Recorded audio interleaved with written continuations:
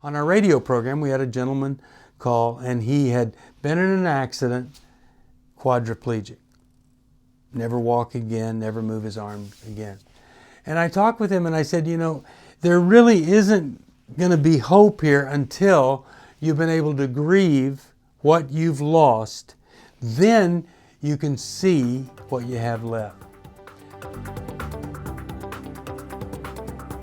From New Life Ministries, this is Going Deeper with Stephen Arterburn. I'm Stephen Arterburn. And Going Deeper is all about taking the tough issues, the hard issues of life, looking a little bit deeper inside so that we can gain some insight into our lives.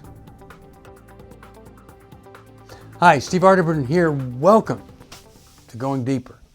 And I'm really glad that you're with me, and I hope something I can say would be encouraging to you, because we're talking about depression. Little series here on depression. A lot of the information that I'm talking about comes out of this book, Understanding and Loving a Person with Depression. And this was co-authored with Brenda Hunter, who actually died before the book came out. But she said this was the book that she was intended to write when she was alive. She was a great, great therapist and a wonderful friend, and we're sad for that loss. In this book, there's a lot of quotes from different books, but I think one of the great writers, Richard O'Connor, he was a PhD, and he wrote this book, Undoing Depression. And he answers this question of what kind of people get depressed.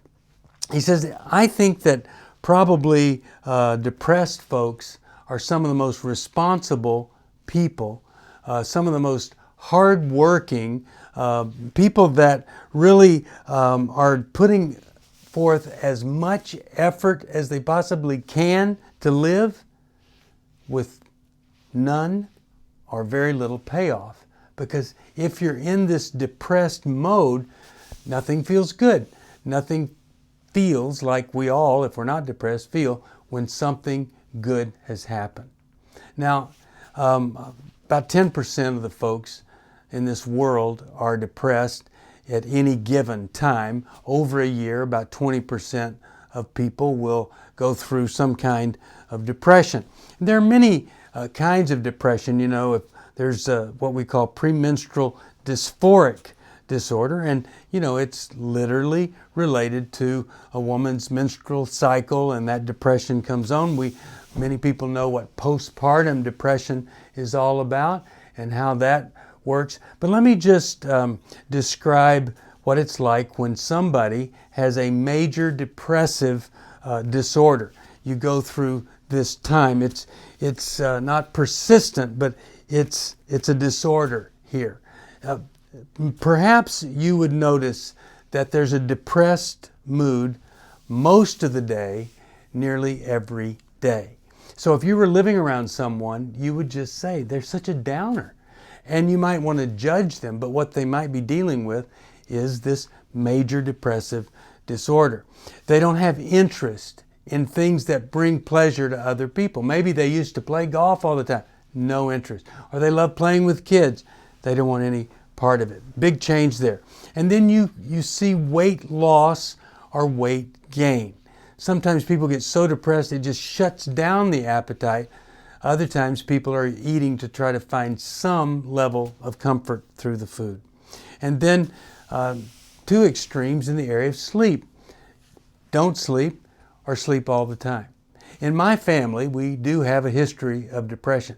There was an aunt that I've been told about who would go to someone's home, would be there not too long before she said, I'm not feeling well, could I lay down? And she would stay in the bed for like a month at that house. It was a different world back then. Pretty strange. There's no energy to do the stuff you need to do. There are feelings of worthlessness and shame and guilt almost every day. And you just can't concentrate. It feels like the brain doesn't work. It's fogged up. And it is with depression. And there are many times these recurrent thoughts of suicide and death, and sometimes there's a plan for suicide. In the case of persistent depressive disorder, you see the poor appetite, the insomnia, the low energy, low self-esteem, and feelings of hopelessness. No matter what you call it, it has something in common. It doesn't feel good. It doesn't feel good at all. And some people get depressed because they've been taking or drinking too much or taking some kind of substance. People think, oh, I'm going to drink and get a lift there. Well, you get a little lift because it has calories in it, but it also is a depressive chemical which depresses you over time. So a lot of different reasons that we can get depressed. Some environmental and certainly some genetic, about half and half. Now, there are obvious things that would cause me to be depressed. If I'm in an unhappy marriage, especially a woman in an unhappy marriage, there's a tremendous amount of depression. Or if I can't pay my bills, these circumstantial things that happen to us, we get sad, and sometimes that slips into depression. And so when we're in the depression, we've gone from this thing of sadness that we're going to come out of to a state that really needs some kind of a treatment. Now, think about this. You've got the genetic predisposition, and in my family, we have that. My grandfather committed suicide. We had people, his mother, others, and aunts, they had depression. And it was just passed down. And some people didn't have depression, but they were alcoholics. And I wonder if they weren't just treating the depression or trying to. But let's think about the environmental factors that would lead to this. Let's say you're one of these kids that was raised by a single parent. And when you came home from school, there was a $10 bill and a note. I won't be back before you get to sleep. Find something to eat or order a pizza or something like that. You know, if that's the kind of neglect you go through, that right there sets the groundwork for depression. Or you're abused physically, emotionally, or sexually. Or there's this unpredictability, the drunken father or the father that's doting over you and loving you. If mom and dad are depressed all the time and you pick up on that depression, you may carry that right into adulthood. And then we know that loss is something that will get us in a depressed mood until we grieve that loss. On our radio program, we had a gentleman call, and he had been in an accident, quadriplegic. Never walk again, never move his arms again. And I talked with him and I said, you know, there really isn't going to be hope here until you've been able to grieve what you've lost. Then you can see what you have left.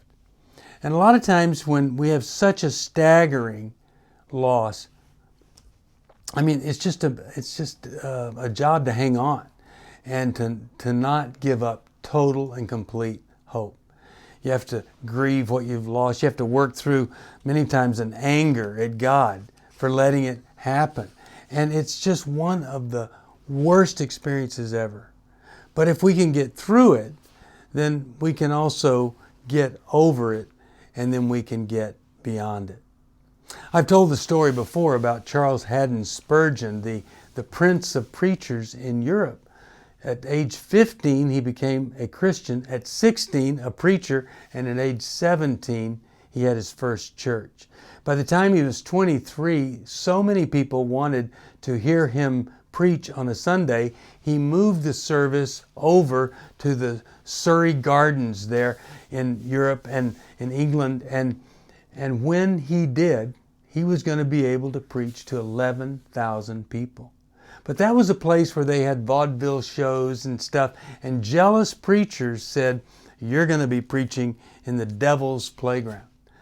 Well, he went and he set everything up, and when he was just about to preach, the place was packed with 11,000 people. There was a line of cars and horses and buggies 7 miles long. And one of these jealous preachers yelled, fire. People stampeded for the doors. 7 people were trampled to death. 28 critically injured. When they took Spurgeon out, he sees these people out on the lawn, dead, critically injured. He made it home, crawled in bed, and stayed in a fetal position in that bed for about a month. Well, finally, his wife, loving wife, helped him get through it, and he got back to preaching. But you know what? I don't think he ever got over it. He only preached about 9 months out of 12, and they said the rest of the time he would literally go to bed for weeks at a time in a state of depression. Fortunately today, that doesn't have to be the story. There's plenty of help, and as we go through this series, we'll be talking about those sources of help and how you can help someone. In the meantime, if you need some help right now, 1-800-NEW-LIFE is the number to call, and you can get this great little book, Understanding and Loving a Person with Depression. See you next time. Thank you for joining me for Going Deeper. I hope something I've said may have helped just a little bit. If you have a question you'd like me to answer or comment, just email me at stevesocial@newlife.com. I'll see you next time. If you want to support Going Deeper with Stephen Arterburn, be sure to subscribe so you never miss another episode. And if you know someone who would benefit from this episode, be sure to share it with them. See you on the next Going Deeper with Stephen Arterburn from New Life Ministries.